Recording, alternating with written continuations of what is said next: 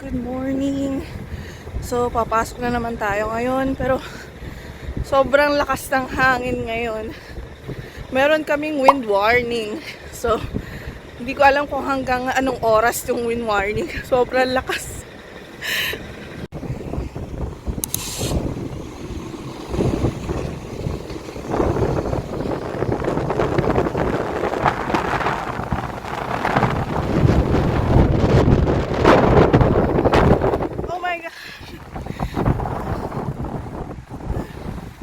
Sobrang lakas ng hangin, guys.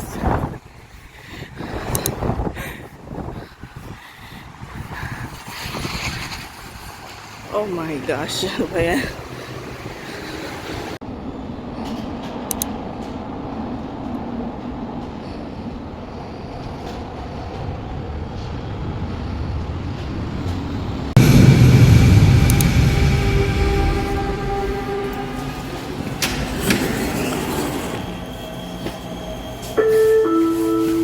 Train to Waterfront.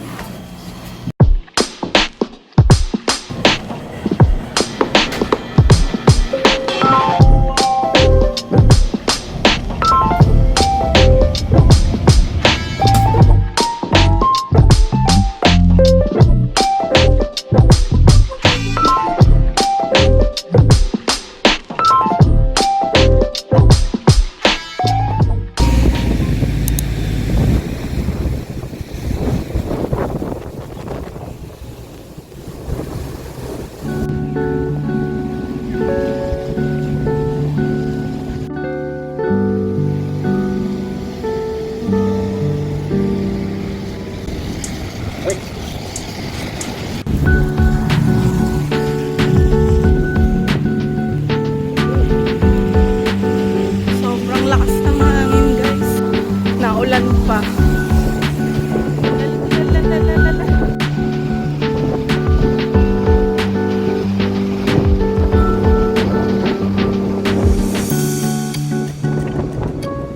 Ayan, nakauwi na din sa wakas.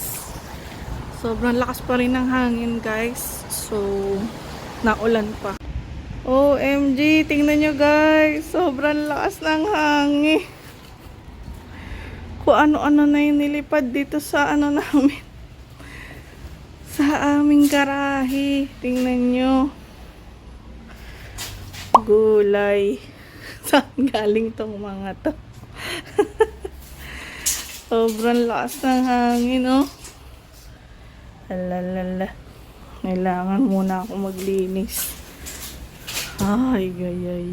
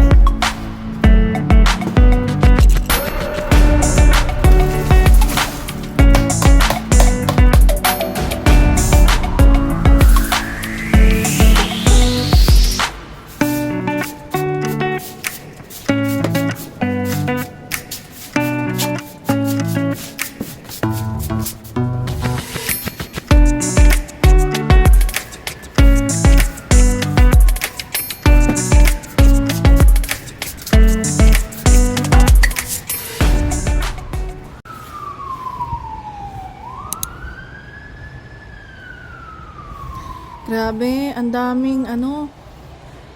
daming fire truck, ambulance, police. Kung maririnig nyo, sunod-sunod yung mga alarm. Yan. So, sa sobrang lakas ng hangin, siguro may mga puno na nagtumbahan na. Kaya, talagang dumarating yung mga ambulance, especially mga fire trucks, kasi sila yung maghaharang ng traffic. Kailangan kasi harangan yung traffic pag may natumbang puno, di ba? Kailangan nilang lagyan ng harang para ma-clear yung natumbang puno at ma-open ulit yung road. So, ang daming alarm. Kanina pa yan. Ayan na naman, guys. Naririnig nyo? Ang daming alarm. Ayun, no? Kasi baka may mga natumbang puno. Yan guys. So, tapos na ako magwalis.